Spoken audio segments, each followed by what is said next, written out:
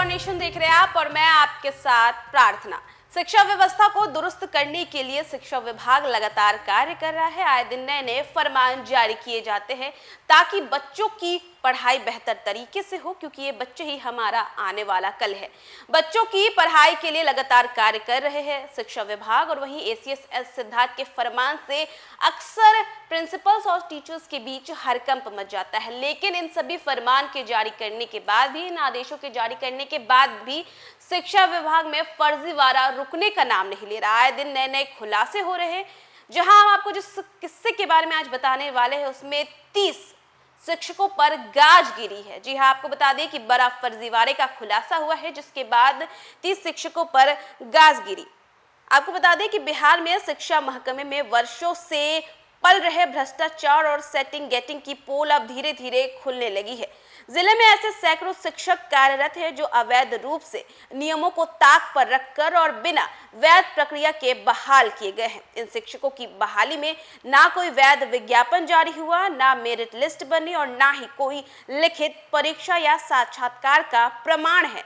विभाग और प्रशासनिक मिलीभगत से शिक्षकों को स्कूल में नियुक्त कर दिया गया, माने तो ये कोई निजी संस्थान हो। जी हाँ, बता दें कि सीतामढ़ी के बथनाहा प्रखंड में वर्ष 2008 की शिक्षक बहाली की रिक्तियों को लेकर कुछ अभ्यर्थियों ने पटना हाईकोर्ट का दरवाजा खटखटाया था। कोर्ट ने आदेश दिया कि पात्र अभ्यर्थियों को प्रखंड शिक्षक के रूप में बहाल किया जाए। रिक्तियां मात्र 3 से 4 थी, लेकिन इसी आदेश की आड़ में अवैध नियोजन की साजिश रच दी गई।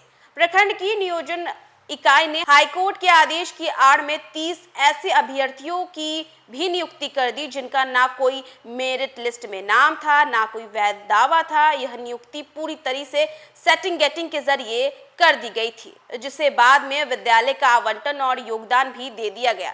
दरअसल जब इस फर्जी बहाली पर सवाल उठे और वेतन भुगतान की मांग की गई तो मामला DPO स्थापना तक पहुंचा।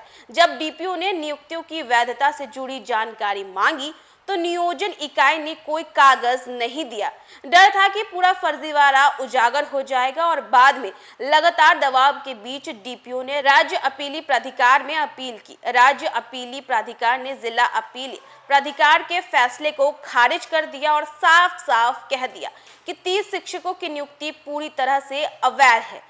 राज्य अपीली प्राधिकार के आदेश के बाद जिला शिक्षा पदाधिकारी DEO प्रमोद कुमार साहू ने बथनाहा के BEO को निर्देश दिया कि 15 दिनों के भीतर सभी 30 शिक्षकों के नियोजन रद्द कर इसकी सूचना जिला को दे। विशेष बात यह है कि इन फर्जी शिक्षकों को एक दिन का भी वेतन नहीं मिलेगा, क्योंकि फर्जी तरीके से इनकी नियुक्ति हुई है। वहीं फर्जी नियुक्ति की सूची में शामिल है शंभू दास, राम ईश्वर कुमार, अमित कुमार, मंसूर अंसारी, श्याम कुमार, मनीष कुमार, नूतन कुमारी, जय प्रकाश पांडे, मुकेश बैठा, वीरेंद्र कुमार, रविशंकर कुमार, शैलेंद्र मोहन, प्रणीता कुमारी, मिली कुमारी, धीरेन्द्र कुमार, दीप्ति कुमारी, रूपा कुमारी, शंभू प्रकाश कुमार गुप्ता, वहीं शिवशंकर सुभाष कुमार, पल्लवी कुमारी, सुनीता कुमार, संतोष कुमार सिंह, सुधीर कुमार सिंह, नीतू देवी, पुष्पांजलि कुमारी, कुमारी आदित्य सौरभ, सुबोध कुमार, रचना कुमारी आदि नाम इस लिस्ट में शामिल है। इस घटना ने यह साफ कर दिया है कि जिले में शिक्षा महकमे में भ्रष्टाचार कितनी गहराई तक को फैली हुई है। सवाल यह है कि आखिर कैसे बिना किसी वैध प्रक्रिया के इतनी बड़ी संख्या में फर्जी शिक्षकों की नियुक्ति हो गई और कोई अधिकारी पकड़ नहीं पाया।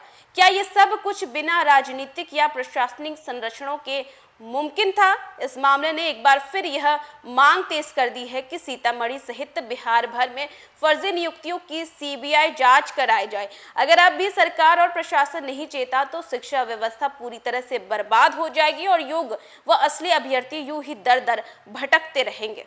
तो देखा आपने कि 30 ऐसे शिक्षक पाए गए हैं जिनका फर्जीवाड़ी तरीके से नियुक्ति की गई है। आपको बता दें कि केवल सीतामढ़ी ही नहीं बल्कि बिहार के सभी शिक्षकों की सीबीआई की जांच की मांग उठने लगी। अगर सरकार अब भी सावधानी नहीं बरतेगी तो धीरे धीरे जो भी कार्य किए जा रहे हैं शिक्षा व्यवस्था को दुरुस्त करने के लिए, बच्चों की पढ़ाई को बेहतर करने के लिए, उनके भविष्य को उजागर करने के लिए, सब बर्बाद हो जाएगा। जी हाँ, जितने भी फैसले हैं, जितने भी नियम हैं, जितने भी फरमान हैं, ये कुछ काम नहीं आएगा जब इस तरीके की भ्रष्टाचार सामने आते रहेगी, इस तरीके का धांधली का मामला सामने आते रहेगा। तो काफी ज्यादा जरूरत है सरकार को कि इन सभी मामलों की अच्छी तरीके से जांच की जाए। तो फिलहाल इस खबर में बस इतना ही। देश दुनिया की तमाम अपडेट्स के लिए देखते रहे न्यूज़4नेशन।